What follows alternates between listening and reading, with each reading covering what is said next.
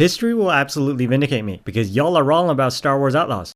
No, yeah. That's why I ended up buying all of the DLC, because I'm not poor, I have good taste, and I'm pre-preparing for the inevitable deluge of Star Wars Outlaws retrospectives on YouTube, singing the game's praises in a few years and waxing nostalgia for the good old days before Ubisoft was sold off to the Chinese, and Canada didn't nuke itself so the dirty Yankees living downstairs can't get at our freshwater reserves.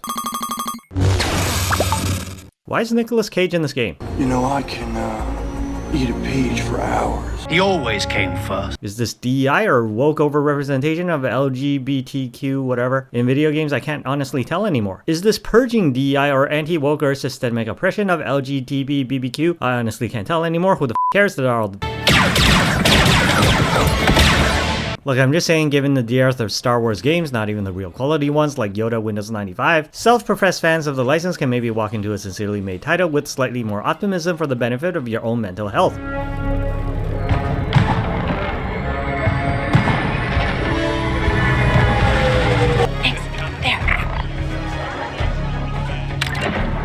You didn't even need those New Republic credits. Those are no good here. Republic credits are no good out here. Hey, buddy. You're not getting in, Kay.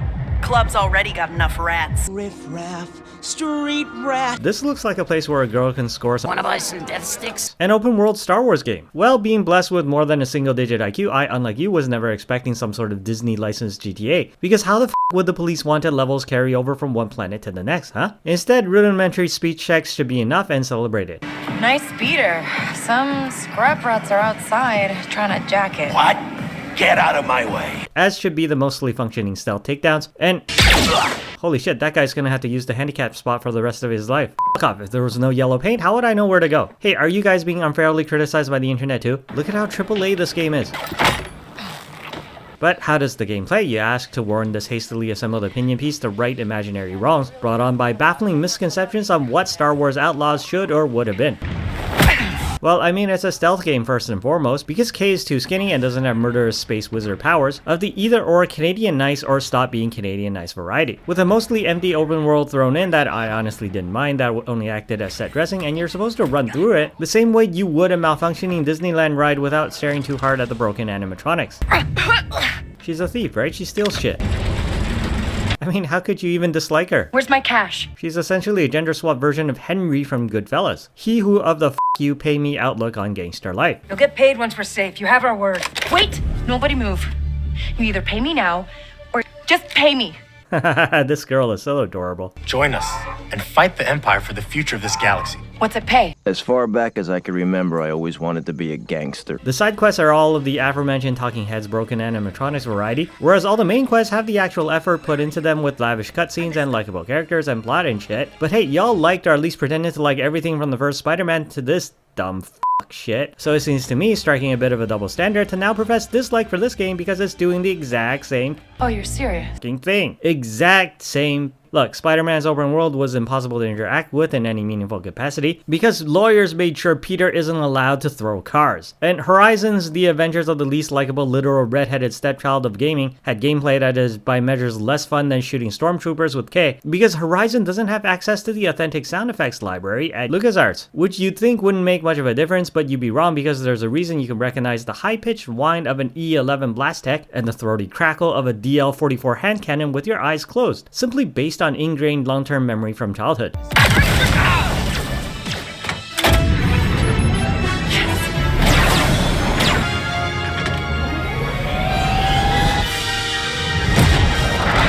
And this is the origin of her kick-ass jacket on sale now in the Ubisoft store for $26 American. Oh shit, a minority. See, I can be easily distracted by a pretty skybox and some kick-ass jumps. That's to say nothing of the added bonus of, as I've said before, being very sincerely made in that if you choose to play with the huge black bars at the top and bottom of the screen, and squint at the bit in the middle where everything actually happens, it resembles very much an entirely playable season of one of the less embarrassing Disney-produced TV series that y'all spend way too much time writing critical essays of on the internet. You're Torrin Valerio Nump? That's me.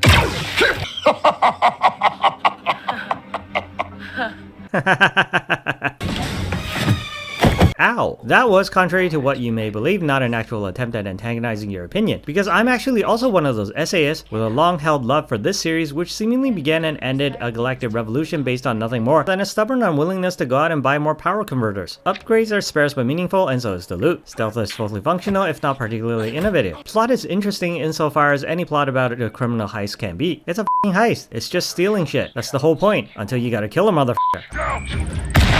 Scenery looks absolutely gorgeous. You know, I do have a hard-on for the illusion of player choice. Tell me why I shouldn't have you thrown out of here. I told you already, I'm selling out your competitor. Crafting is minimal. And if you're well liked by one of the criminal syndicates, you can just walk in and take all of their stuff to help with your own upgrades. Huts didn't want. See, talking heads. Space combat looks great and doesn't overstay its welcome. I'm rich, what of it? Look, I begrudgingly tolerated the prequels. Then when the sequels came out, I recognized the prequels for the cinematic masterpieces they actually are. In the same way, Rose stuck in dog shit is bound to smell better and look more beautiful. And of whatever ancillary narratives are available, I like maybe a third of it, but would have much more preferred the old expanded universe if only I want to see a planet dropped on Chewbacca in my lifetime. I don't know, I like this. Oh shit.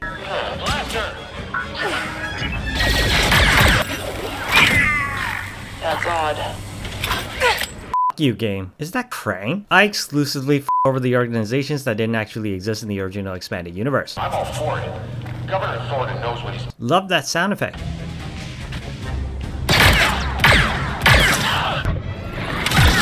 Come on, come on, come on. Tell me this isn't a scene straight out of the movies. A bounty hunter working for Zarek Besh has been asking about your death mark. How much shit will I have to steal to make all of this go away, do you think? See, now she's Han Solo. Also, I killed Boba Fett. Fuck, we have to exchange insurance info. I wonder if...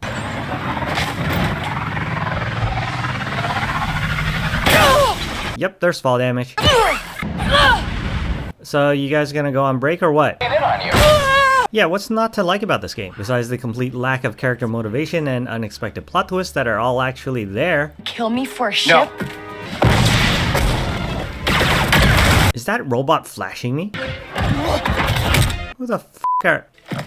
Who are you? Yeah, my thoughts exactly. So, as a Star Wars game, it's at least as good as Squadrons and narrowly edges out Jedi Ginger, which was 2 games of spinning in circles and going nowhere plot-wise. But what else is even there if you want a modern Star Wars game that isn't the MMO I'm not entirely sure anybody still plays or ever did, or the single-player portion of Battlefront 2, which lasts less than the time it took for you to stop watching this video. It's no Jedi Knight and no Knights of the Old Republic, but those games look like ass anyway, so in conclusion, by all means, don't believe everything you read or watch on the internet, outside of this video obviously, and give Outlaws a chance. If you're a true Star Wars fan, you won't be disappointed in the same way a fast food burger is rarely filling but certainly satisfactory. And with Ubisoft, odds are by the time you watch this, the game regularly costs as much as one, so you really have no excuse. Yes, I picked Tatooine. F you, if I had more imagination, I'd be a novelist.